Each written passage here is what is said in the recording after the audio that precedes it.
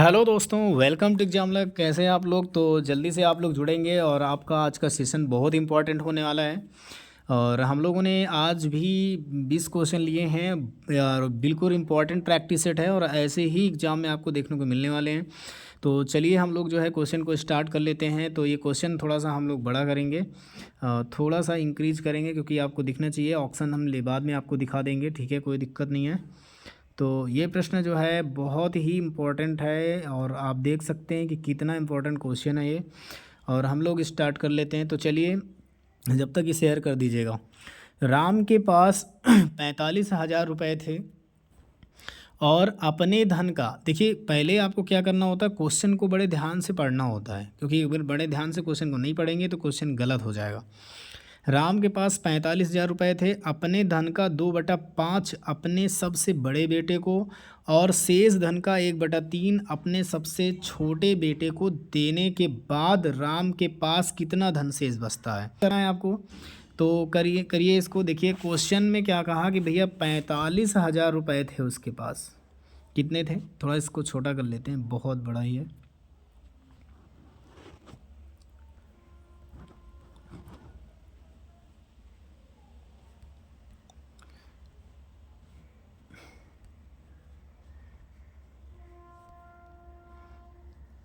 Size बड़ा हो रहा है।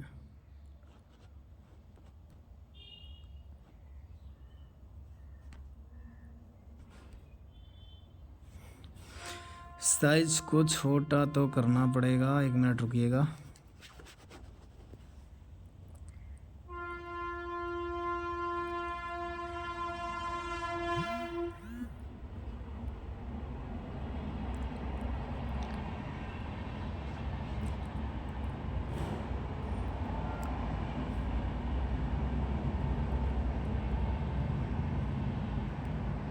चलिए अब सही है, ठीक है।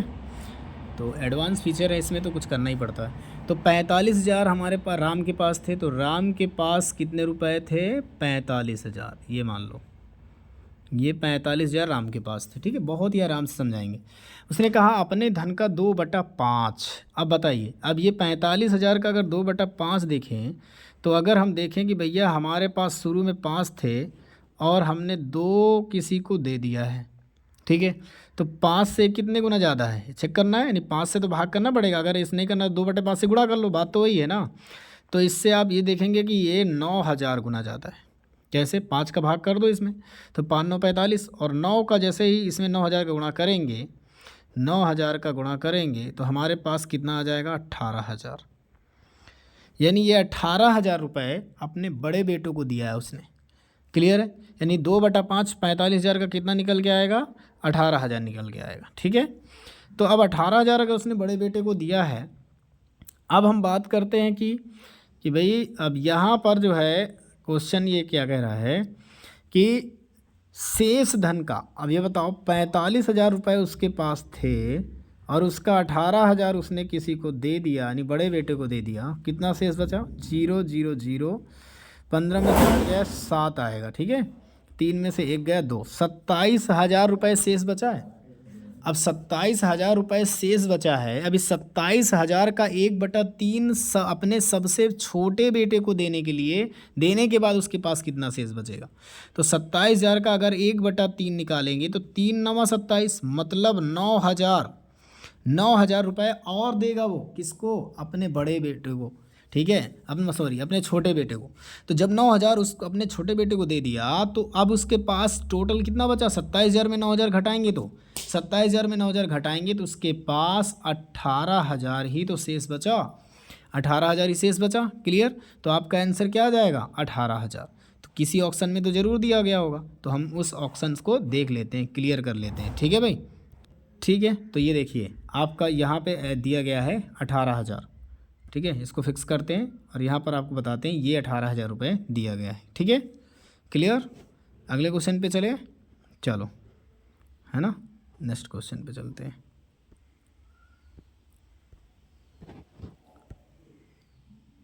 फिक्स हो गया है, ठीक है।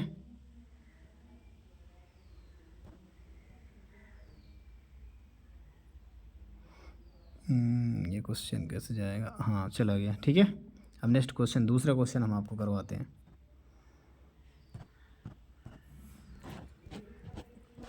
तो फर्स्ट क्वेश्चन हमने कर लिया है और ये सेकंड क्वेश्चन आपकी स्क्रीन पर है, इम्पोर्टेंट है, ठीक है भाई,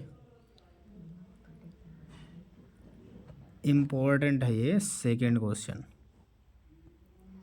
थोड़ा इसको समझना है आपको, ठीक है, इसको तो समझना पड़ेगा। देखिए क्वेश्चन कह रहा है कि एक नाव धारा के अनुकूल 9 किलोमीटर की दूरी तय करने में 2 घंटे का समय लेता है। अब ये बताओ, आप जैसे ही आप पानी, जैसे मान लो ये आपका क्या है, पानी है, ठीक है, तो इधर जो नाव है अगर इधर की ओर चलेगी धारा की दिशा में, तो हमेशा जो बोर्ड की चाल होती है वो स्ट्रीम के चाल में जुड़ जाती है जब धारा की दिशा में नाव चलती है। लेकिन जैसे ही नाव विपरीत चलेगी, धारा के विपरीत चलेगी, तो वो नाव में स्ट्रीम की चाल को क्या कर देते हैं, घटा देते हैं। तो ये कॉन्सेप्ट आपको पता ही होगा। तो जब ये कॉन्सेप्ट आपको पता है तो इसी में वही चीज़ कहा गया है, इसमें वही चीज़ कहा गया है कि एक नाव धारा के अनुकूल मतलब धारा की दिशा में 9 किलोमीटर की दूरी को तय करती है कितने घंटे में, 2 घंटे में। तो चाल पता चल गई, बोर्ड प्लस स्ट्रीम की चाल पता चल गई, ठीक है। अब उसने कहा है कि भैया धारा के प्रतिकूल समान दूरी तय करने में 6 घंटे का समय लेती है। तो धारा के प्रतिकूल मतलब धारा के प्रतिकूल समान दूरी मतलब वही 9 किलोमीटर की दूरी अब इसको 6 घंटे में तय करती है। तो अब वो धारा के प्रतिकूल है तो बोर्ड माइनस स्ट्रीम की चाल से चलेगी। अब आपको कुछ नहीं करना है, आपको धारा की गति और नाव की गति अलग अलग बतानी है। तो एक काम करिएगा, अब इसमें अगर हम देखें कि इसको हमको बराबर करना है एलसीएम को, क्योंकि इसको हम जोड़ेंगे ना तभी तो निकलेगा। तो इस एलसीएम को बराबर करना है तो इसमें हम क्या करेंगे, 3 की मल्टीप्लाई कर देंगे तो 3 के ऊपर भी मल्टीप्लाई करनी पड़ेगी, ठीक है। तो एलसीएम समान हो गया। अब यहाँ पर आपको अगर इन दोनों को जोड़ना है तो ये स्ट्रीम से स्ट्रीम कट जाएगा और यहाँ पर आ जाएगा 2 बोर्ड बी जुड़ के, और यहाँ एलसीएम सेम है, 9 त्रिक 27 में से 9 घट गया तो हमारे पास कितना बचा, 18 बचा, ठीक है। और नीचे एलसीएम सेम है तो 6 बचा, 6 से डिवाइड करेंगे 6 त्रिक 18। अब जैसे ही बोर्ड की चाल बोर्ड की दूरी वो निकालेंगे, ठीक है, बोर्ड की निकालेंगे तो 2 से इसमें डिवाइड करेंगे ना भाई। तो यहाँ पर ध्यान से देखो, 9 त्रिक 27 में से 9 घट गया तो 18 बचा, 6 त्रिक 18, 6 से डिवाइड कर दिया हमने। अब यहाँ पर जब 6 से डिवाइड किया, जोड़ना है ना इसको, तो जोड़ना है, रुकिए जोड़ना है, घटाना नहीं है, ठीक है, नहीं गड़बड़ हो जाएगा। तो यहाँ पर क्या करना है आपको, यहाँ तो 3 का मल्टीप्लाई हमने कर लिया। अब जब जोड़ेंगे तो 27 क्योंकि दोनों को ऐड कर रहे हैं तो हमारे पास ये 2 भी आ जाएगा। अब यहाँ पर 27 36 हो जाएगा, 36 में 6 का भाग करेंगे, 6 36 6 आ जाएगा यहाँ पे। अब 2 से इसको डिवाइड करेंगे तो बोर्ड की चाल कितनी आ जाएगी, 2 तिहाई 6 मतलब 3 किलोमीटर प्रति हावर्स, समझे, 3 किलोमीटर प्रति हावर्स। अब जब 3 किलोमीटर प्रति हावर्स इसकी आ गई है तो जाहिर सी बात है उसकी कितनी बचेगी, क्योंकि इसको अगर हम डिवाइड करें इसमें तो 2 चौको 8, 2 से डिवाइड करके देख लो, 2 चौको 8 और यहाँ पर बचा 2 पंचे 10, यानी अगर 3 इसकी है, दोनों की अगर 4.5 है, 3 इसकी है तो उसकी 1.5 बचेगी, बिल्कुल, तो उसकी 1.5 बचेगी। देखो पहला ही ऑप्शन दिख रहा है, 3 किलोमीटर उसका और 1.5 उसका। तो ये क्लियर हो गया होगा। कुछ नहीं करना, बस आपको इक्वेशन सॉल्व करना है जैसे मैंने बताया था, ठीक है, बस इक्वेशन आपको सॉल्व करना है जैसे कि बताया गया। आपको इक्वेशन कैसे सॉल्व होंगे तो मैंने बताया कि भैया 9 किलोमीटर की दूरी जब दोनों चलेंगे 2 घंटे में तो ये बोर्ड प्लस स्ट्रीम की चाल होगी। अब जब यही 9 किलोमीटर वो 6 घंटे में चलेंगे तो ये बोर्ड माइनस स्ट्रीम की चाल होगी। तो मैंने क्या किया, इस एलसीएम को बराबर करने के लिए, दोनों को जोड़ने के लिए, तो ये कट जाएगा, जब ये दोनों कट जाएगा तो यहाँ 2 भी आ जाएगा। तो यहाँ पर मैंने इन दोनों को बराबर करने के लिए 3 का मल्टीप्लाई दोनों में ऊपर नीचे कर दिया है। तो नीचे देखो हर, जब इसका हर समान हो गया तो 9 त्रिक 27 और 9 जुड़ जाएगा 36 हो जाएगा, और 36 में जैसे हर 6 का भाग करेंगे तो 6 बचेगा, यानी 2b बराबर 6 आएगा। और 2 से जब इस b को इसको डिवाइड करेंगे तो b की वैल्यू 3 निकल के आ जाएगी। तो 3 किलोमीटर ये हो गई। और अगर हम देखें कि दोनों टोटल जोड़ कितना था, 9/2, और 9/2 में जब 4.5 आ रहा है, 3 इसका हो गया तो 1.5 उसका बचा। क्लियर है, आगे चलते हैं क्या, चलिए अगला क्वेश्चन करते हैं, तीसरा क्वेश्चन नंबर तीसरा। तो पहला और दूसरा हमने कर लिया है, बहुत इंपॉर्टेंट था। तीसरा क्वेश्चन ये रहा, ये तो और ही शानदार क्वेश्चन है, देखो कोई दिक्कत नहीं होगी इसमें, इसको आप बता पाएंगे। तो ये क्वेश्चन क्या कह रहा है कि भैया मान ज्ञात कीजिए, 1500 + 600 का 30% निकालना है। तो 15×6 कितना होता है, 15×6 21 होता है, 2100 का 30% चाहिए, 2100 का 30% निकाल दो। यहाँ से 0 कट गया, 3 एकम 3, 3 दूनी 6, 630 इसका उत्तर होगा। अब 630 आप देख लो कौन से ऑप्शन में दिया है। 630 देखो यहाँ पर लास्ट में दिया गया है, कहाँ, ऑप्शन नंबर डी में। ठीक है, 630 क्लियर। जोड़ के 30% निकालना ही तो है, कुछ तो नहीं करना। ऐसे क्वेश्चन भी आपको देखने को मिलेंगे एग्जाम में। ठीक है, हाँ, बॉर्ड मॉस का एक सवाल ज़रूर मिलेगा, उसको भी देख के जाना आप। तो ये आपका रहा चौथा क्वेश्चन। ठीक है, जल्दी से करेंगे। और चौथा क्वेश्चन आपका ये रहा। क्वेश्चन में कहा गया है कि ए और बी एक काम को क्रमशः 30 दिनों और 15 दिनों में पूरा कर सकते हैं। तो भैया ए जो है एक काम को 30 दिन में कर सकता है, बी उसी काम को 15 दिन में कर सकता है। ठीक है, तो दोनों का एलसीएम कितना आएगा, 30 आएगा, 30 एकम 30, 15 दूनी 30। क्लियर है। अब यहाँ पर ये देखिए कि ए प्रारंभ करता है और दोनों एक के बाद एक वैकल्पिक दिनों में कार्य करते हैं। तो भैया अगर ए प्रारंभ करेगा फिर से बी आएगा, तो भैया एक दिन इसने किया एक दिन इसने किया, तो टोटल 2 दिन काम हुआ। तो एक दिन जब ए आएगा तो वो एक काम कर देगा, बी आएगा तो 2 काम कर देगा। मतलब 2 दिन में कितना कार्य हो रहा है, 3 कार्य हो रहा है। टोटल कार्य करना कितना है, 30। तो इधर 10 का गुणा करा सकते हैं और इधर 10 का गुणा करा सकते हैं, तो 10 दूनी 20, यानी टोटल काम खत्म कितने दिन में हो जाएगा, 20 दिन में ख़त्म हो जाएगा। कौन सा ऑप्शन सही है, ऑप्शन थर्ड सही है। ठीक है, मतलब इधर आपको कार्य टोटल 30 करना है, तो कार्य को जैसे 30 बनाओ उतना जितना 30 बनाने में इसमें लगे तो उसने इसमें गुणा कर दो। अगर ज़्यादा कहीं दिया गया हो, 32 दिया होता तो हम 10 का गुणा इसमें कर लेते, 10 का इसमें, 20 दिन टोटल लग जाते, फिर अगले दिन नंबर किसका आता, ए का आता, ऐसे कर लेते। ठीक है, तो यहाँ पर कितना आ जाएगा आपका, यहाँ पर आ जाएगा, यहाँ पर 20 दिन आ जाएगा। ठीक है, वैकल्पिक विधि से कहे तो हमेशा एक के बाद दूसरा आता है। क्लियर, चलो आगे। अब तो आपको प्रैक्टिस करना है बस, क्योंकि सिलेबस पढ़ने का टाइम नहीं है अब। तो यहाँ पे हमारा कौन सा क्वेश्चन हो गया, पहला हो गया, दूसरा हो गया, तीसरा हो गया, चौथा हो गया, ये 5वां क्वेश्चन करते हैं। 5वां क्वेश्चन ये है और आपकी स्क्रीन पर जल्दी से आप बताएंगे। ठीक है भाई, तो 5वां क्वेश्चन हम लोग करेंगे। क्या रहेगा, एक परीक्षा में एक अभ्यर्थी 40% अंक चाहिए पास होने के लिए। सभी प्रश्नों पर समान अंक है। एक अभ्यर्थी ने कुल प्रश्नों में से 15 प्रश्नों को हल किया है, हल करके केवल 10 उत्तर सही करके परीक्षा उत्तीर्ण की है। तो समझिए यहाँ पर परीक्षा उत्तीर्ण करने का जो है मामला वो 40% लाना ही है, और वो 10 प्रश्नों के उत्तर अगर दे देता है तब भी वो पास हो जाता है, यदि 40% दे देता है तब भी पास हो जाता है। मतलब अगर टोटल एक्स का पेपर रहा है, एक्स नंबर का, तो उसका 40% नंबर प्राप्त किया है उसने, और जो कि किसके बराबर है, 10 अंक के बराबर है, ये दिया गया है। तो यहाँ 0 0 कट जाएगा, 10 का इधर गुणा हो जाएगा, ये 100 हो जाएगा, नीचे 4, और ये किसकी वैल्यू हो जाएगी, एक्स की। तो 4 से डिवाइड करेंगे, 4 दूनी 8, 4 पंजे 20। तो इस क्वेश्चन का जवाब कितना आ जाएगा, 25 आ जाएगा। तो परीक्षा में पूछे गए प्रश्नों की संख्या कितनी थी, 25 थी।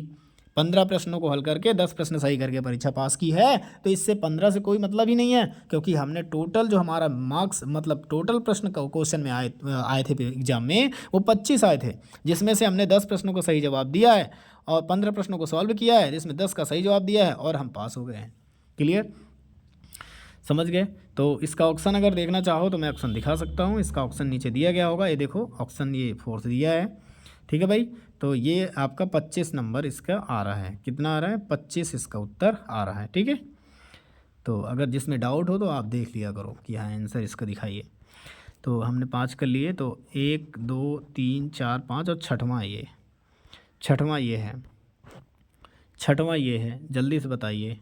छठवां ये है, इसको करेंगे हम लोग। ठीक है भाई, छठवां ये ऑप्शन देख लो, 1 84 1 24 21। तो बाकी अगर जो एक नहीं है तो वो भी आंसर हो सकता है, ज़रूरी थोड़ी है।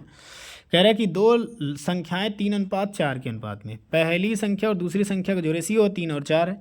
लघुत्तम समापवर्त 84 है। दोनों संख्याओं में सबसे बड़ी क्या है, तो लघुत्तम का मतलब क्या है, इन दोनों का मल्टीप्लाई। तो 4 3 12, 12 किसके बराबर है, 84 के। तो इससे कितने गुना है, 7 गुना, 12 7 84। और आपको क्या चाहिए, बड़ी संख्या चाहिए, तो 4 में गुणा करा दो 7 का, तो 4 7 28। उत्तर इस प्रश्न का जवाब होगा 28। क्या करना है, जब भी एलसीएम दे करके और अनुपात दिया हो संख्याओं का, तो दोनों का मल्टीप्लाई करके उसमें डिवाइड करते हैं। और जब डिवाइड करेंगे तो ये आ जाएगा 7 मतलब यहाँ पर आप देख सकते हैं इसे, इसमें लघुत्तम समापवर्त दिया है, ठीक है। तो इसको अगर हम मल्टीप्लाई करते हैं तो ये कितना आ जाएगा 12, और 12 से जैसे 84 डिवाइड करेंगे 7 बार में कट जाएगा। और जब 7 बार में कट जाएगा तो आप 7 से 4 में गुणा कर दीजिए, तो 7 चौक 28, क्योंकि एलसीएम एक कॉमन संख्या होती है। एलसीएम एक कॉमन संख्या होती है, अगर आप एक्स मानते हैं ना दोनों में, तो एक्स तो एक कॉमन हो जाएगा और 3 और 4 का मल्टीप्लाई हो जाएगा, समझे। तो चलिए आगे चलते हैं। कभी भी एक्स का दोनों में गुणा कर देंगे, एक्स स्क्वायर ना कर देना, वरना आंसर नहीं आएगा, ठीक है। और मासा होता तब भी एक्स लेते। तो 1 2 3 4 5 6 7 नंबर क्वेश्चन ये आया। जल्दी से इसे करेंगे, इम्पोर्टेंट है ये, ठीक है। क्वेश्चन इम्पोर्टेंट है ये, जल्दी बताइए क्या होगा इसका जवाब। तो इसका क्वेश्चन कह रहा है एक निश्चित कार्य को पूरा करने के लिए ए और बी को एक साथ 10 दिन लगते हैं। मतलब ए और बी अगर एक साथ किसी काम को करते हैं तो 10 दिन लेते हैं। बी और सी उसी काम को अगर करते हैं तो वो 14 दिन लेते हैं। सी और ए अगर उस काम को करते हैं तो भैया वो आपका 20 दिन लेते हैं उसी काम को करने में, ठीक है। तो तीनों ने एक साथ 8 दिनों तक कार्य किया है। तो बताइए कि ए, और फिर इसके बाद ए बी ने छोड़ दिया तो सी अकेले कितना करेगा। तो पहले तो एलसीएम ले लो, और 20 14 10 का एलसीएम कितना लेंगे हम, 70 ले लेते हैं, ठीक है, 70 ले लेते हैं। तो 10 से अगर डिवाइड करते हैं तो ए प्लस बी का जो फ्रिक्वेंसी आ जाएगा, ए प्लस बी का जो फ्रिक्वेंसी आ जाएगा वो कितना आ जाएगा, 7 आ जाएगा। बी और सी का जो फ्रिक्वेंसी आ जाएगा वो 5 आ जाएगा। सी और ए का जो फ्रिक्वेंसी आ जाएगा वो आपका कितना आ जाएगा, वो आपका आ जाएगा भाई, वो आपका आ जाएगा, कितना आ जाएगा, 3.5 आएगा। लेकिन आप 70 लेके गड़बड़ कर रहे हैं ना, तो क्योंकि ये कटेगा नहीं 20 से, तो दशमलव में हमें लेना नहीं। तो एक काम कर लेते हैं कि इसको बढ़ा लेते हैं, रुक जाइए थोड़ा, है ना, क्योंकि दशमलव में लेंगे तो कटेगा नहीं। तो 70 न लेकर और कोई 140 ले लेते हैं। 140 तो पूरी तरह से कंफर्टेबल है। तो अगर 10 से करेंगे तो a प्लस बी की वैल्यू कितनी आ जाएगी, 14 आ जाएगी। इसके बाद b प्लस सी की वैल्यू कितनी आ जाएगी, 10 आ जाएगी। c प्लस ए की वैल्यू कितनी आ जाएगी, तो भैया 7 आ जाएगी। अब सही है। अब कह रहा है कि भैया उन्होंने 8 दिन तक काम किया, तो पहले जोड़ दो। तो 7 4 11 की 1 1 1 2 1 3 31 के हिसाब से अगर 8 दिनों तक कार्य करेंगे तो 8 एकम 8 8 त्रिक 24 248 काम कर देंगे 8 दिन में। अब बताइए 248 काम कर रहे हैं, मतलब अब 200, अभी इसमें डिवाइड होगा किसका, क्योंकि ये दो बार आ रहे हैं, आप ये चेक कर लो, क्योंकि 2 बार यहाँ ए भी आ रहा है, यहाँ ए भी शामिल है, 2 बार बी भी आ रहा है, 2 बार सी भी आ रहा है, तो इनकी बटे में 2 भी तो होगा। और 2 से काट देंगे अगर इसे, तो 2 चौको 8, ठीक है, कितना, 2 चौको 8। अब 4 एकम 4, समझिएगा, 4 एकम 4 और 4 तियाँ 12, 4 एकम 4 4 तियाँ 12, 124 काम हो चुका है। तो 140 में 124 काम हो चुका है, तो बचा कितना आपका, ये बताइए। तो भैया यहाँ पर अगर देखें तो यहाँ पर 6 और 3 में से 2 गया 1, 16 काम बच गया है। कितना काम बच गया, 16। अब सी अकेला करेगा, तो भैया ए बी सी में से ए बी को घटा दीजिए। ए बी हमारे पास 10 आया है और ए बी सी हमारे पास कितना आया था, 4 आया था, ठीक है, 4 आया था। नहीं समझ रहे, मतलब ए बी सी का जो आया था रेशियो वो 4 आया था, और उसमें ए बी घटाएंगे तो 6 ही तो बचेगा हमारे पास, 6 ही तो बचेगा, क्योंकि ए बी की फ्रिक्वेंसी 10 है और तीनों की मिलकर के 10 4 है। तो भैया तीनों की मिलकर के, यानी अगर यहाँ पर ए बी के हिसाब से देखें तो 10 है ना। तो यहाँ पर ये आपका हो गया क्लियर, ठीक है। तो अब यहाँ पर जब हो गया क्लियर तो अब हम क्या करते हैं, तो यहाँ पर अब क्या करते हैं, ठीक है, 31 आया था ना। अब देखो यहाँ पर आप पहले समझो इसे, क्योंकि ये क्लियर नहीं हुआ होगा, अभी कन्फ्यूजन पैदा कर दिया आपको, है ना। तो हम क्या करते हैं, इसे ट्राई करते हैं, ठीक है भाई।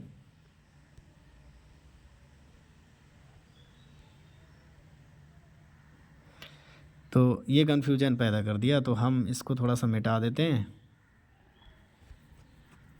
थोड़ा सा बड़ा पेन ले लिया, मिट गया तो कोई दिक्कत नहीं है ना, इशू ही नहीं है उतना। तो यहाँ पर अगर हम चेक करें कि भैया फिर से बता देते हैं कि ए और बी जो है एक काम को कितने दिन में करते हैं, 10 दिन में। बी और सी काम को कितने दिन में करते हैं, 14 दिन में। सी प्लस ए एक काम को कितने दिन में करते हैं, 20 दिन में। तो यहाँ पर अगर जोड़ेंगे तो ये 2a बाहर हो जाएगा, a प्लस बी प्लस सी हो जाएगा, कोई दिक्कत नहीं है।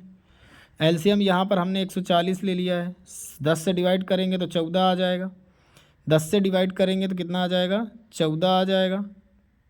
ठीक है भाई, 10 से डिवाइड करेंगे तो 14 आ जाएगा, और 14 से डिवाइड करेंगे तो कितना आ जाएगा, 10। तो भैया 14 आ जाएगा ए बी का मान, 14 से डिवाइड करेंगे 10 आ जाएगा बी सी का मान, सी ए से डिवाइड करेंगे तो सी आ जाएगा, सी प्लस ए का मान आ जाएगा तो 7।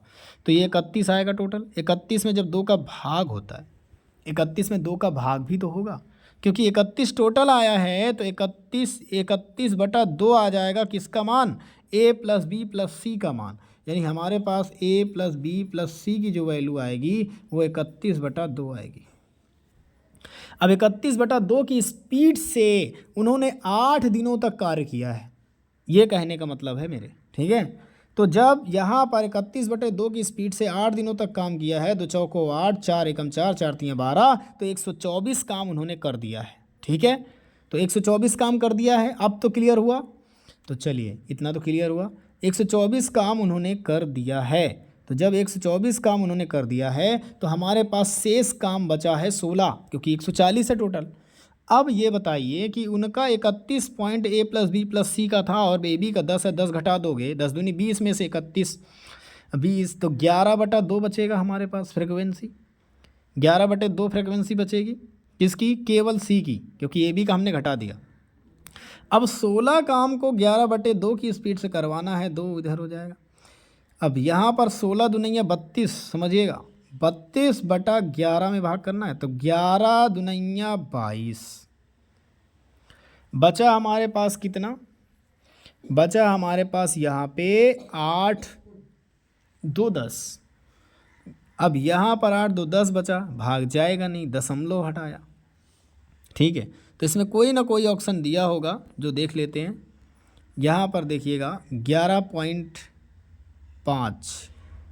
ठीक है भाई, 11.5 आप इसे कर सकते हैं, कोई बड़ी इशू नहीं है, क्योंकि मैंने क्या बताया कि भैया आगे उसने 8 दिनों तक काम किया है, तो शेष काम ही तो ए बी छोड़कर चले गए हैं, तो अकेले शेष कार्य को कितने दिन में पूरा करें, यही तो पूछा है।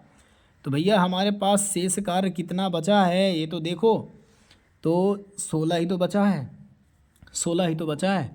अब 16 काम को अगर सी कर रहा है तो ए बी सी जो आया 31/2, 31/2 से हम घटाएंगे कितना, ए बी का 4, ए बी का कितना, ए बी का 14 दिया है ना, ए बी की फ्रिक्वेंसी 14 आई है ना, समझिएगा।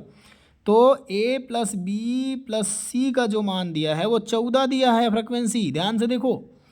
अब जब 31/2 से हम 14 घटाएंगे तो 14 दूनी 28, और 28 3 31 होता है, 3/2 बचेगा हमारा सी का मान, सी की फ्रिक्वेंसी 3/2 आ जाएगी, 11 नहीं आएगी, क्योंकि हमने 10 ले लिया था उससे उस वक्त, इसलिए गलत हो गया था। अब 16 में जब 3/2 का भाग करेंगे, 2 का गुणा हो जाएगा, 3 का भाग हो जाएगा। तो 16 दूनी 32 में 3 का करोगे तो भैया जाहिर सी बात है कि 10 बार में कटेगा, 10.66 इसका उत्तर आएगा। और ऐसे सवाल आपको फंसा देते हैं, इसलिए बड़े ध्यान से करने की ज़रूरत है। चलिए अगला सवाल हम लोग करते हैं। ठीक है, अगला सवाल हम लोग करेंगे, नेक्स्ट क्वेश्चन, और हमारा ये भी कंप्लीट हो गया, इम्पोर्टेंट था। ठीक है, तो 1 2 3 4 5 6 7 8 नंबर लेते हैं, 8 नंबर लेते हैं। ये 8 नंबर सवाल है आपकी स्क्रीन पर, जल्दी से आप लोग बताएंगे इसको। क्वेश्चन ने कहा है कि एक बल्लेबाज 12वीं पारी में 63 रन बनाता है, जिससे उसके औसत रन में 2 की वृद्धि होती है। 12वीं पारी के बाद उसका औसत क्या होगा।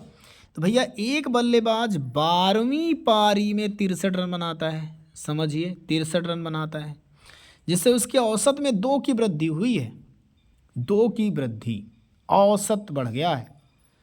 तो भैया ये बताओ कि अगर 12वीं पारी में 63 रन बनाया है और औसत में 2 की वृद्धि हो गई है, तो भैया 12 दुनैया 24,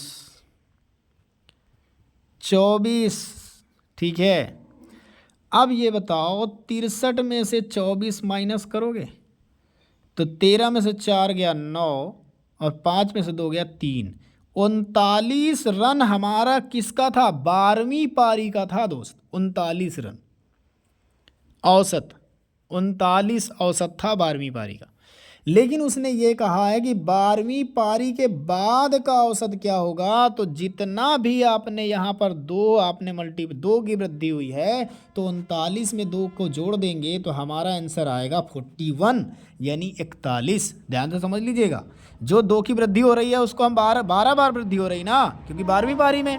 तो 12 दूनी 24, 24 घटा देंगे 63 से तो हमारे पास जो है 39 रन ही तो बन रहे थे, 39। लेकिन 39 औसत हमारा कब का होता? 12वीं पारी का, जब वृद्धि नहीं हुई थी। लेकिन 12वीं पारी के बाद जो 2 की वृद्धि हुई है वो 39 में 2 ऐड करेंगे तो औसत हमारा कितना हो जाएगा? 41 हो जाएगा। क्लियर? At the clear. चलिए नेक्स्ट चलते हैं। तो 9 हमने कर लिया, 9 नंबर। तो यहाँ पे हमारा 9 नंबर हो गया है। तो फर्स्ट, सेकेंड, थर्ड, फोर्थ, 5, 6, 7, 8, 9, ये 10 नंबर क्वेश्चन। ये 10 नंबर क्वेश्चन है, इंपॉर्टेंट है। चक्रवृद्धि ब्याज और से साधारण ब्याज का सवाल भी एक पूछा जाएगा आपसे। तो चक्रवृद्धि ब्याज और साधारण ब्याज का सवाल भी आपको आना चाहिए, ठीक है भाई। तो वो आपसे पूछा जा सकता है, इसीलिए आपसे कोई इशू नहीं है, इसलिए आपसे बोला जा रहा है। तो क्वेश्चन में कहा गया है कि भैया यदि 5,000 रुपये 2 वर्ष के लिए एक निश्चित दर पर साधारण ब्याज 4,000 रुपये है, तो भैया साधारण ब्याज हमारे पास है कितना? 4,000। मूलधन कितना है? 5,000। प्रिंसिपल गुणे दर निकालनी है, समय है 2 साल बटे में 100। 3 जीरो से 3 जीरो तो पहले ही काट दो। अब 2 से काट दो, 2 दूनी 4, 5 से काट दो, 5 दूनी 10, 20। तो रेट ऑफ इंटरेस्ट कितना आएगा? 20 दूनी 40%। अब उसने ये कहा है कि यदि 25% की दर में कमी कर दी जाए तो ब्याज क्या होगा। तो इसका 25% कम कर दो। 25% का मतलब ये होता है कि 25/100 यानी 1/4। अगर दर 4 रही होती तो 1 कम कर देंगे 3। तो क्वेश्चन ने कहा दर 4 नहीं 40 है, इससे कितने गुना ज़्यादा? 10 गुना। तो दर भी जो अब कम होकर आई है उससे 10 गुना ज़्यादा, मतलब 30% की दर लेनी है। 30% की दर लेनी है अब जो निकालना है, ठीक है। तो जब 30% की दर लेनी है तो कोई इशू ही नहीं है। अब 30% की दर लेने के लिए आपको प्रिंसिपल वैल्यू वही लेनी पड़ेगी, कितनी? 5,000। 5,000 गुणे दर अब 30% है, समय 2 साल है, बटे में 100, ब्याज पता चल जाएगा। 2 जीरो कट गए तो 3 दूनी 6, 60 गुणे 50, 5 30, यानी 3,000 रुपये हमारा क्या मिलेगा? ब्याज मिलेगा, यदि दर कम कर दी जाएगी। ऑप्शन नंबर 3 सही होगा, ठीक है। ऑप्शन नंबर 3 सही होगा। नेक्स्ट क्वेश्चन पे चलते हैं। तो नेक्स्ट क्वेश्चन की ओर चलेंगे। हमारा जो भी ये क्वेश्चन रहा होगा तो वहाँ से 10 क्वेश्चन शायद हो गए ऑलरेडी। तो 2, 3, 4, 5, 6, 7, 8, 9, 10 हो गए हैं। 11वां नंबर हमको क्वेश्चन करना है। 11वां नंबर क्वेश्चन की ओर हम चलते हैं। ये हमारा 11वां नंबर क्वेश्चन है। तो 11वां नंबर क्वेश्चन क्या पूछ रहा है ये ध्यान से देखिएगा। तो क्वेश्चन ये कह रहा है कि आयत की चौड़ाई 7 मीटर है, इसकी लंबाई इसकी चौड़ाई की 3.5 गुना है। आयत का क्षेत्रफल क्या? बहुत ही आसान है भैया। अगर चौड़ाई b बराबर 7 है और इसकी लंबाई इस चौड़ाई की 7 से 3.5 गुना ज़्यादा है, तो बस इसी का तो मल्टीप्लाई करना है एरिया के लिए, क्योंकि लंबाई गुणे चौड़ाई होता है क्षेत्रफल, ठीक है। तो यहाँ पर 7 × 7 × 3.5 आपका सेंटीमीटर स्क्वायर आपका एरिया हो जाएगा। तो भैया 49 तो हमारा ऐसे ही हो गया और 3.5 ऐसे करेंगे। 5 9 45 की 5। अब इसका मल्टीप्लाई तो करना पड़ेगा, तो मल्टीप्लाई करके देख लेते हैं, है ना। मल्टीप्लाई करके देख लेते हैं। तो ये तो समझ में आ गया होगा, कोई दिक्कत नहीं, कोई इशू नहीं है। चलिए थोड़ा सा ब्लैक कलर यूज करते हैं। तो यहाँ पर 5 9 45 की 5, 5 को 20, 4 24 मल्टीप्लाई 3 9 27 की 7, 3 चौको 12 और 2 14, 5 7 4 11 की 1, 4 2 6 7, 1 कितने अंक के दशमलव 1 अंक, 171.5 वर्ग मीटर। ऑप्शन नंबर फर्स्ट सही है। ठीक है, फर्स्ट सही है। नेक्स्ट क्वेश्चन, नेक्स्ट क्वेश्चन की ओर चलते हैं हम लोग। नेक्स्ट प्रश्न क्या पूछा गया है उसको देख लेते हैं। तो यहाँ पर फर्स्ट सेकेंड 2 3 4 5 6 7 8 9 10 11 और ये 12। चलो ये 12वां क्वेश्चन हम लोग करेंगे। ये 12वां क्वेश्चन है, जल्दी से बताइए इसका आंसर क्या होगा, इसका आंसर क्या होगा। ठीक है भाई, इसका आंसर आपको बताना है। क्वेश्चन में कहा यह गया है कि ए और बी की आय से 25% कम है, मतलब ए बी की आय से 25% कम है। और तो भैया ए और बी को देख लेते हैं। 25% कम का मतलब जानते हो, 25% मतलब 1/4। ए की आय बी की आय से, मतलब बी की अगर 4 है तो ए की आय कितनी है, 3 है, क्योंकि कम दिया है। इसी प्रकार सी की आय बी की आय से 75% कम है। 75% का मतलब 75/100, मतलब 25 नहीं 75, 25 चौको 100। यदि बी की आय 4 है तो सी की आय 75% अधिक है, मतलब 7 है। क्लियर। अब हमने रेशियो बना लिया है, कोई दिक्कत नहीं होगी, रेशियो हमने बना लिया है। ठीक है। अब उसने कहा यदि ए और सी की आय का अंतर, मतलब देखो बी की आय अगर बराबर है तो हमको ए और सी का डायरेक्ट ही निकालना पड़ेगा, डायरेक्ट निकाल लेंगे। तो देखो अंतर कितना दिया है, 4, जो किसके बराबर दिया है, 100 के। तो एक की वैल्यू कितनी होगी, 25 होगी। तो बी की इनकम बताओ, बी की इनकम 4 गुना है, इस 4 गुना कर दो, 25 चौको 100। आंसर इसका फर्स्ट ऑप्शन आएगा, ऑप्शन नंबर ए। कितना आंसर आएगा, 100 आएगा, ऑप्शन नंबर फर्स्ट आएगा। ठीक है। नेक्स्ट क्वेश्चन, नेक्स्ट क्वेश्चन चलते हैं अपना। तो नेक्स्ट क्वेश्चन की ओर चलते हैं। तो नेक्स्ट क्वेश्चन क्या है, तो हमने कितने क्वेश्चन कर लिए, 1 2 3 4 5 6 7 8 9 10 11 और ये 12वां क्वेश्चन हम लोग करेंगे। और 12वां तो हो गया है, चलिए कोई इशू नहीं है। 13वां क्वेश्चन ले लेते हैं। ठीक है, 13वां क्वेश्चन ले लेते हैं, 13वां क्वेश्चन ले लेते हैं। ये हमारा 13वां क्वेश्चन है, 12वां क्वेश्चन हो गया तो 13वां क्वेश्चन ले लेते हैं। ठीक है, तो ये भी इम्पोर्टेंट है और कोई दिक्कत नहीं है इसमें, वैसे इशू वाली बात नहीं है।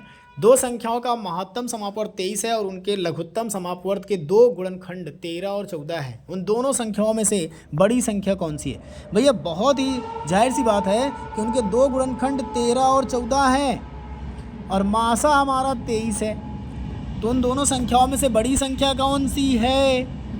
तो भैया यहाँ पर सीधे ही 23 का मल्टीप्लाई कराओ ना, 14 तियाँ 42 की 2, हासिल आया 4, 14 एकम 14 दूनी 28, 4 28 4 32 होता है, यानी 322 इसका उत्तर नहीं होगा क्या, ऑप्शन नंबर थर्ड। कहानी खत्म, समझे।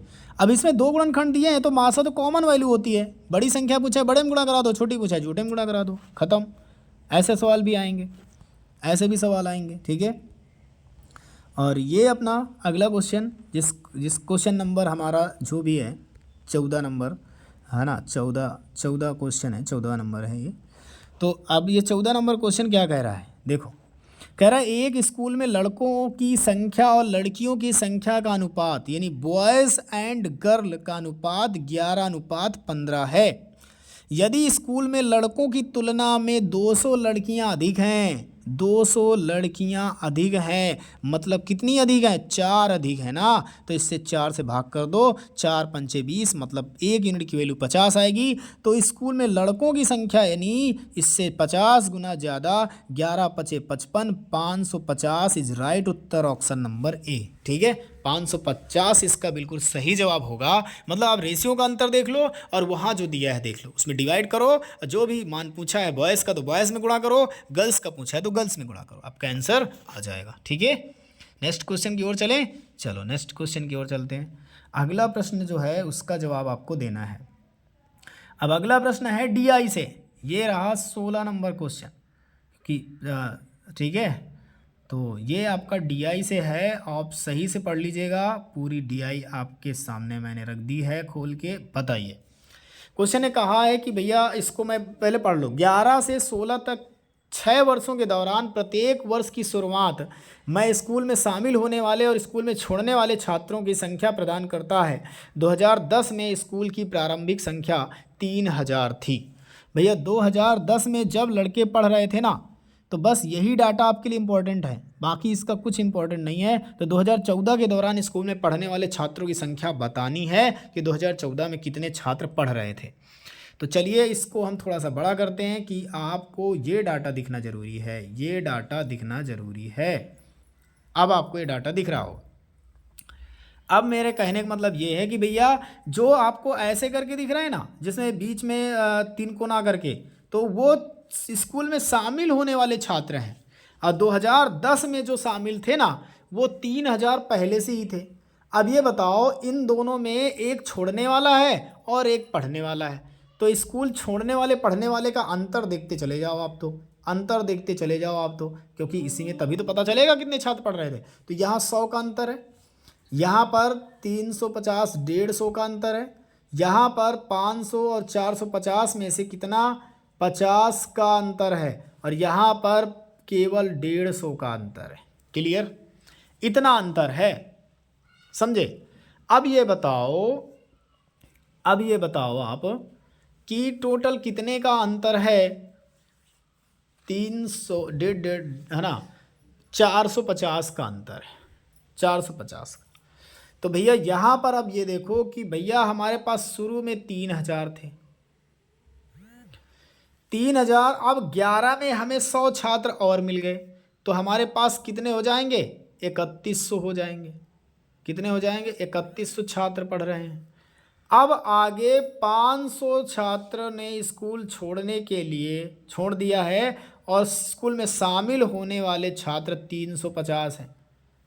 500 छोड़े हैं और 350 शामिल हुए हैं, तो ओवरऑल 150 छोड़े ही हैं ना। ये तो देखो भैया, तब भी तो कम आए हैं, क्योंकि 500 छोड़े हैं और क्योंकि देखो यहाँ पर स्कूल छोड़ने वालों की संख्या अधिक है,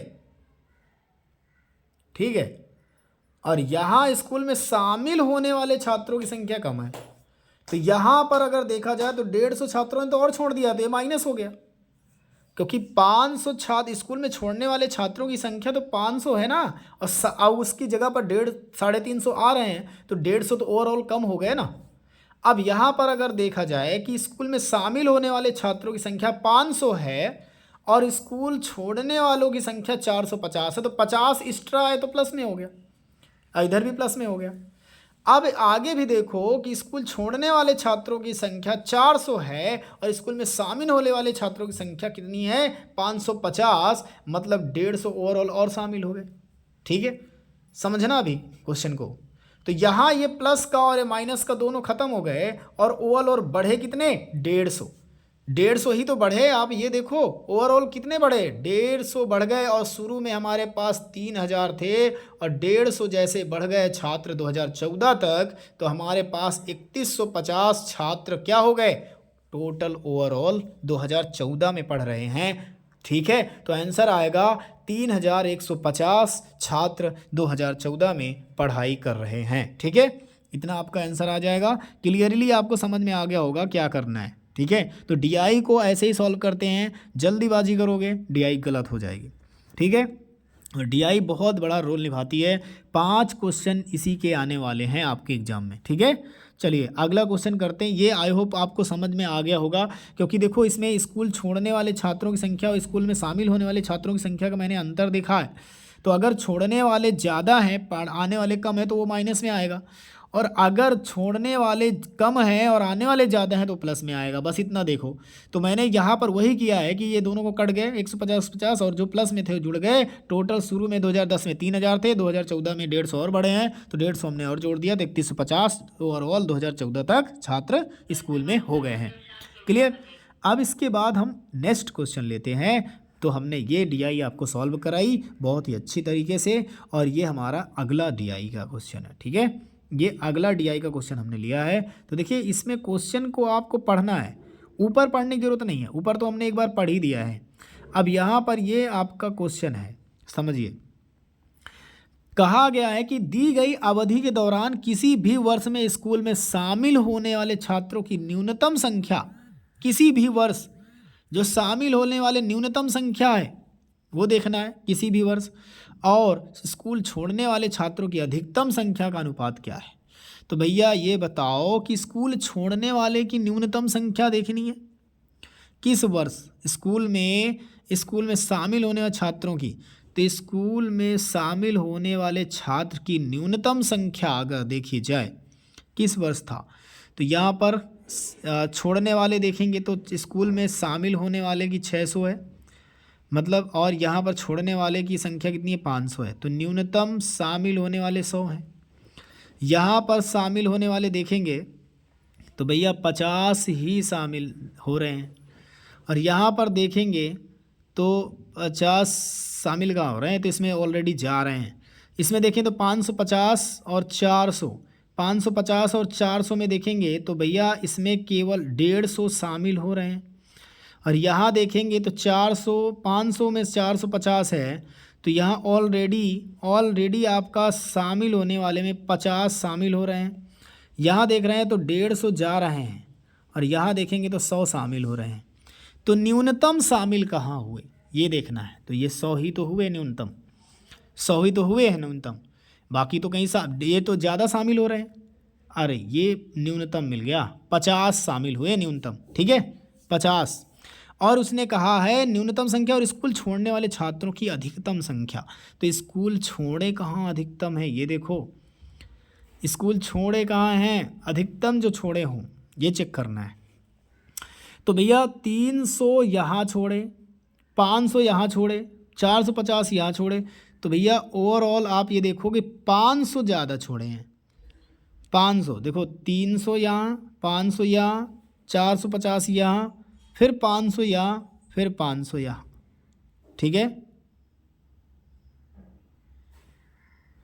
क्लियर है। तो ये तो 500 ही आएगा, ठीक है। और स्कूल में शामिल होने वाले न्यूनतम, जो शामिल हुए हैं वो न्यूनतम देख लो, न्यूनतम देख लो। शामिल न्यूनतम कितने हुए, शामिल न्यूनतम 50 हुए हैं, ठीक है 50 हुए हैं न्यूनतम, ठीक है।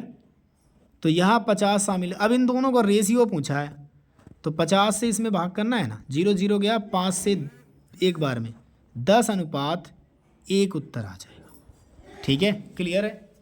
आगे चले, चलो आगे चलते हैं, ठीक है ओके भाई आगे चले, चलो आगे चलते हैं, नेक्स्ट क्वेश्चन की ओर बढ़ते हैं।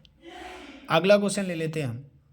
अगला सवाल आपकी स्क्रीन पर तीसरा नंबर, तीसरा DI, ये तीसरा DI हमारे पास ये रहा। अब इसको आप करने की कोशिश करिएगा, करने की कोशिश करिएगा। क्वेश्चन में ये कहा गया है कि भैया 2013 में स्कूल में पढ़ने वाले छात्रों की संख्या 2016 में स्कूल में पढ़ने वाले छात्रों की संख्या का कितने प्रतिशत थी। अब ये बताओ 2013 में स्कूल में पढ़ने वाले छात्र कितने थे। 2013 में अगर हम चेक करें तो भैया वही बात हो गई ना, यहाँ 100 शामिल हुए थे, यहाँ पर कितने आएंगे देखेंगे तो 150 आएंगे, जो कि अधिक माइनस होगा। यहाँ 50 शामिल हुए थे, यहाँ प्लस का 150 अधिक हुए हैं। 2013 तक लेना है हमें, तो इसकी तो ज़रूरत है नहीं, 2013 तक लेना है तो इसकी ज़रूरत तो है नहीं। अब यहाँ पर ये बताओ, तो यहाँ पर तो 0 ही शामिल हुए, 0 ही शामिल हुए। 2013 में तो 3000 ही छात्र पढ़ रहे थे। अब 2016 में चेक करो, 2014 तक तो हमारे पास 3150 हमने निकाल लिया था। अब 2015 और 16 में और चेक कर लो, 15-16 में चेक करेंगे तो भैया ये देखो स्कूल में शामिल होने वाले छात्र कितने थे, 450, छोड़ने वाले 500 थे, तो भैया माइनस का 50 आएगा। यहाँ देखो, यहाँ पर स्कूल में शामिल होने वाले छात्रों की 600 थी तो 100 आएगा। अब ये देखो ओवरऑल अंतर कितने का आया, 50 का। 3150 में 50 और ऐड करेंगे तो 3200 हो जाएगा हमारे पास, 3200 हो जाएगा 2016 तक। अब 2013 तक 3000 थे और 2016 तक ये हो गए 3200। अब उसने क्या पूछा है, 2013 में स्कूल में पढ़ने वाले छात्रों की संख्या, 2016 में पढ़ने वाले छात्रों की संख्या का, तो तो मतलब 3200 का ये पूछा कितना परसेंट है। तो भैया 2 जीरो तो कट जाएंगे। अब 32 से इसमें भाग करना है, 2 से डिवाइड करेंगे तो 2 से आ जाएगा 1500, 2 से करेंगे तो 16। अब 2 से करेंगे 2 सत्ते 14 और एक बचा, है ना, एक, 2 चौको 8, 2 बचा, 2 पंचे 10, 2 अट्ठे 16, 8 से डिवाइड को 8 ही 9 72, बचा कितना यहाँ पर 2, 25 और 8 त्रिक 24, 8 दूनी 8 एकम 8, 8 45, ये लो 8 दूनी 16, 8 45, 25, 93.125% आपका आंसर आ जाएगा इस DI का। ठीक है, क्लियर है। नेक्स्ट चलें, चलो अगली DI लेते हैं। और अगला DI आपका, ये 3 ही इसके प्रश्न पूछे गए थे। अगला दंड आरेख से आया हुआ सवाल है। अगला दंड आरेख से आया हुआ सवाल है, तो DI इग्नोर मत कीजिएगा। दंड आरेख अध्ययन करें और उस पर आधारित प्रश्नों के उत्तर दीजिए। तो ये दंड आरेख है और आपको इसका प्रश्न का उत्तर देना है। जल्दी से बताओ। क्वेश्चन ने ये कहा है कि 2005 और 6 का औसत उत्पादन निम्नलिखित में से किन वर्षों के युग्म के औसत के उत्पादन के बिल्कुल बराबर था। 2005 और 6 का औसत उत्पादन, तो देखो 5 और 6 का औसत उत्पादन निकालना, तो इन दोनों को जोड़ना पड़ेगा। 70 और 55 कितना हो जाएगा, 5 7 5 12 125, 2 से डिवाइड करेंगे, 2 1 2 छक्के 12, 2 दूनी 4, 2 पंचे 10, 62.5 इसका औसत आया। अब बताओ किन वर्षों के युग्म औसत उत्पादन के बिल्कुल बराबर था। 62.5 औसत उत्पादन में किन वर्षों के युग्म के औसत के उत्पादन के बराबर है। अब ये बताओ, इन दोनों के युग्म जोड़ो। 2001 को तो ऑक्शन के अनुसार आप चलेंगे, तो भैया अगर आप ऑक्शन के अनुसार चलेंगे तभी इसे लगा पाएंगे ना। क्यों? क्योंकि ऑक्शन तो हमने इसमें लिए नहीं है, तो हम इसे अब कैसे करें। क्यों? क्योंकि उसमें कहा ना किन वर्षों के युग्म। अब ऑक्शन के अनुसार हम 2 वर्ष उठाएंगे, अब इसे पता नहीं कौन सा लिया गया हो, तो उसी के अनुसार देख लेना जो इससे अधिक बिल्कुल इसके सेम था, 62.5 या 3 4 ऐसे कुछ आ जाए, वही आंसर आप ले लेना है। कोई ऑप्शन देख लेना, चारों युग्म आपको चेक करने पड़ेंगे। ठीक है, चलो नेक्स्ट क्वेश्चन। तो ऑप्शन ऐसे सवालों में उठाना है आपको, अगर आ जाए तो कोई दिक्कत नहीं है। और अगला ये है दंड आरेख, और ये शायद हमारा लास्ट क्वेश्चन है आज के सेशन का। तो सेशन कैसा रहा है आप ज़रूर कमेंट करके बताएंगे। और ये आपका था ऑप्शन। बताइए विगत वर्षों में, ये तो दिया गया है, तो 2003 से 4 तक मोबाइल के उत्पादन में लगभग कितने प्रतिशत की गिरावट आई थी। 2003 से और 4 में चेक करो। 3 से 2004 तक कितनी गिरावट आई। 50 में 55, यानी 50 से 65, 15 की गिरावट आ गई। किससे आ गई? 65 से आ गई। परसेंटेज के लिए 100, 5 तिया 15, 5 एकम 5, 5 तिया 15, 300/13 भाग कर दो। 13 दुनिया 26, 4 बचा, 13 तिया 39, 1 बचा, 13 सत्ते 91, 23.07 आंसर आएगा। ठीक है, 23.07% इसका जवाब होगा। ठीक है, तो आपको तो लगभग 23% ही ऑप्शन में अगर दे तो वो भी सही होगा, अगर आपको पॉइंट में ना दिया गया। क्लियर है। तो ये आज का लास्ट क्वेश्चन था, बहुत इंपॉर्टेंट था, हमने करा दिया है। और आपको ज़रूर बताना है कि आज का सेशन कैसा रहा और 20 क्वेश्चन आज के कैसे लगे आपको। जवाब देना है आपको कमेंट बॉक्स में।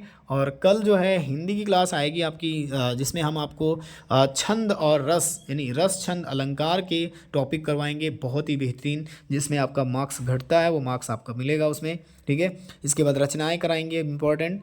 और इसके बाद आपका जो है जो भी जिसमें वाक्य होते हैं जिसको पहचानने में दिक्कत होती है वो, और 2-3 गद्यांश कराएंगे। इतनी चीज़ें हिंदी में करवाएंगे, इसमें से आपका कम से कम 20 से 25 नंबर का काम हो जाएगा, है ना। तो इसके बाद हम लोग जो है इम्पॉर्टेंट रीजनिंग के मानसिक अभिरुचि और डिसीजन मेकिंग वगैरह लेते हैं, वो कर लेंगे, जिससे आपका पूरा ही कवर हो जाएगा, कोई दिक्कत नहीं। जहाँ पे इशू आते हैं और जहाँ पे इशू आता है वहाँ पे, और एक UPGK की लास्ट में क्वेश्चन हम लोग प्रैक्टिस सेट लेंगे जो कि इंपॉर्टेंट होगी। ठीक है, चलिए मिलते हैं तब तक कल, तब तक के लिए bye bye, take care, good night, thank you.